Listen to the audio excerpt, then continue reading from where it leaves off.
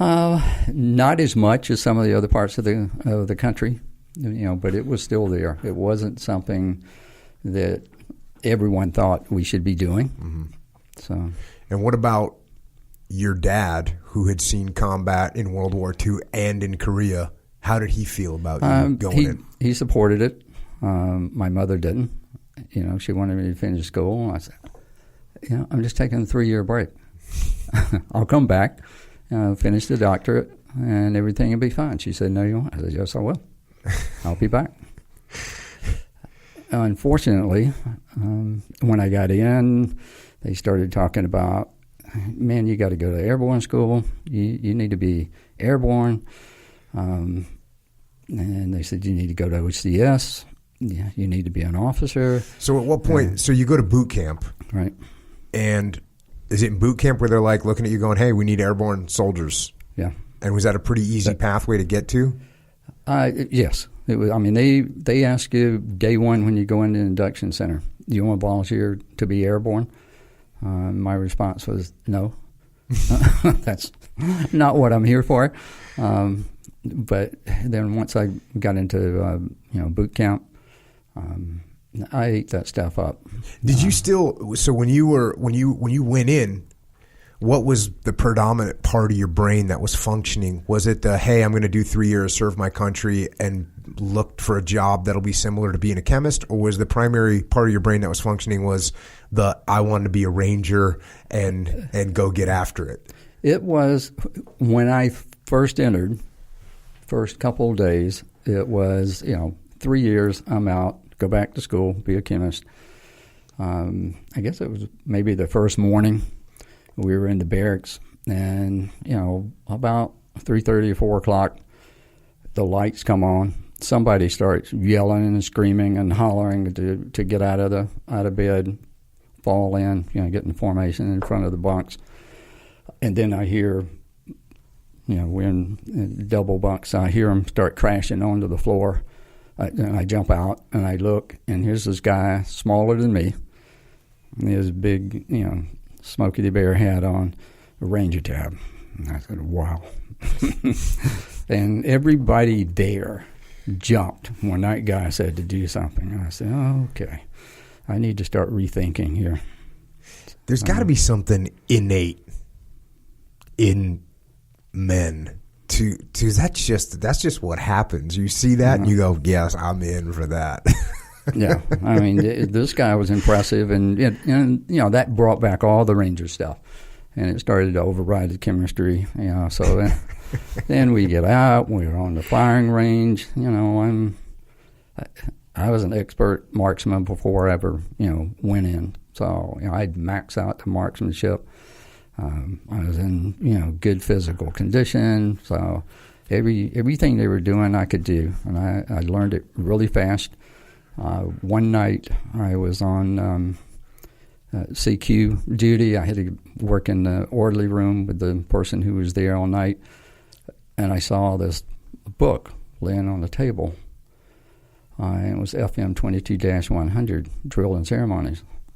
And I picked it up, and I started looking at it, and I thought, this tells you everything about, right face, left face, when to call the command, all this. I said, it's all written out right here. I mean, if I'd had this book the last couple of weeks, so I read the book that night. I read pretty fast. The next day, I could see the mistakes that the drill sergeants were making. And I made the mistake one time of pointing it out. So, I got to work on my triceps and pecs a little bit as I pushed Fort Gordon a little bit close to the China. But I found this stuff is all written down. You can give me access to it, I'll learn it. And so I was put in charge of my platoon as a platoon guide because, physically, mentally, everything, I was doing great. So I had a good time. And then you volunteered. Did you have a job designated when you went in? Were you going to be infantry when you went in? I was going into the chemical corps. So the chemistry brain was legitimately winning when you went in. It was for a few days. And then did you change your specialty to infantry? Yeah. You walked in and said, "Yeah, hey, I know I showed up to be a chemist, but I want to carry a machine gun." Yeah. And how hard was it to do that? Not hard at all, because I was so fired up. I loved the things we were doing. And I figured I can do this for 3 years. I can still go back and be a chemist if I want to. But they let you change. They let you. Yeah. They said, "Okay, cool." Hey, if you want to change the infantry During at Vietnam, that time, it was no problem. No problem. Anybody that would volunteer for that, I mean, you got it right away. And then next up, how did you volunteer for airborne school? Same thing? Yeah, I mean, I had an opportunity to volunteer. Well, after boot camp, you go to, in my case, I went to advanced infantry training. AIT. So, yeah, so you know, in there you're volunteering for different things. So I volunteered, for OCS. I volunteered to go to airborne school. So I went to OCS first. And they sent you to OCS even though you hadn't completed college? Yes. And they didn't care? Not at that time. They're like, hey, you're smart. Lieutenants were getting killed so fast. I mean, they couldn't produce lieutenants fast enough. Lieutenant had a life expectancy of about a day and a half in Vietnam. So, that was easy to get in. And, I did that. I did, really well in OCS. So it was easy when I said, okay, I want to go to airborne school and I want to go to Special Forces. So you made that decision as well? Yeah. Now, what about going from officers to Special Forces? Was there any challenge in making that happen, or was it still just wide open? They took me right in. Yeah, because, I had done well. I got accepted to that. So I had to. How old are you at this point? 19, 20. So you're 19 years old. You have a year and a half of college. You're an officer in the Army, going to Special Forces, airborne, and this is all just tracking you to go to Vietnam.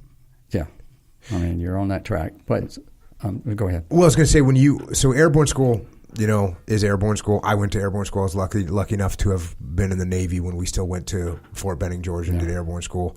But what about Special Forces school? As you were going through that, what was your impression of what was going on? What was the instruction like? How well was that preparing you, from your perspective, for what you were going to be doing in Vietnam? I think it didn't prepare me for SOG necessarily.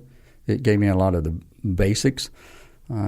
Special Forces is not just about going in and conducting a raid or something like that. It's really about going in and working with the people. We did a lot of training on insurgencies, how governments are overthrown, different things like that. So particularly since I was an officer, I was on the officer track, so we were doing a lot of the bigger picture stuff. Plus, officers get trained in all of the primary skill sets of Special Forces, whereas if you're enlisted, coming out of the qualification training, you go to be a weapons specialist or to be a medic or whatever. You go into a specialty area. Officers have to be trained in all of them so that you understand what the people are talking about if you're going to lead them. So I enjoyed that, did well in it, volunteered for Ranger School. And then you went to Ranger School after? Went to Ranger School after, so a lot of harassment. My Ranger buddy and I, we'd been together forever, so we'd go there.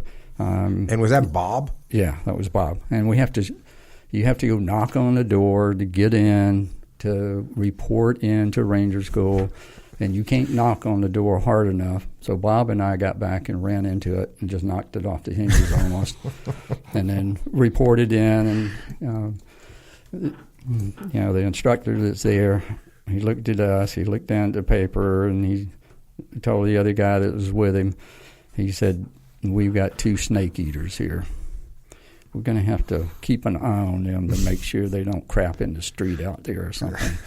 And, it went downhill from there, because then it became, Ranger School kind of became a tug of war between SF and the Rangers. So every time you did something, if they dropped you for push-ups or something, then you had to do one more for the big Ranger in the sky. So Bob and I would do for the big Ranger in the sky, and 2 for the big SF trooper that looks over the big Ranger. Then they'd put us back down again. So We tried to have as much fun in Ranger School as we could. Yeah, because it was tough, and being able to put a little humor in it as you went along. Now, was Ranger School, in terms of preparation for what you're going to be doing in SOG, a little bit closer? Yes. Because now you're doing light infantry. Well, it's really infantry, but it's patrolling operations, raid, ambushes, those kinds of things that we're doing in SOG. In fact, when I first got to SOG, when I went in with my group, everybody that I arrived with went to what they call the 1-0 school, the SOG team leader school. And I'm standing there and everybody else is walking away. And I said, what about me? And you don't need to go to 1-0 school. You're a Ranger. Mm-hmm. You're going to a team. So tomorrow you'll be on a team. So at what point did you hear about SOG? You heard rumors. When you're at SF at Fort Bragg, every once in a while somebody would mention the term SOG. And you'd say, what is that? Mm-hmm. What do they do? Oh, man, it's top secret. Nobody can tell you what it is, but they really do some really cool missions. I mean, that's the elite, but nobody can tell you, what they really do. So you how much all this schooling must have taken 2 years for you to get through all this schooling? It's a year and a half at this point, probably. Year and a half, and when you get done with Ranger School, do you finally check into a Special Forces group? No, we were in, there was a little interim there before Ranger School. So we were already assigned to an A team, to a B team. I was already targeted toward Africa and actually in mission preparation to deploy to Africa for a mission that we were going on there. But I had volunteered I had put in the paperwork to go to Vietnam. So right after Ranger School, that came through. And you went to all these schools with your friend Bob? Yeah.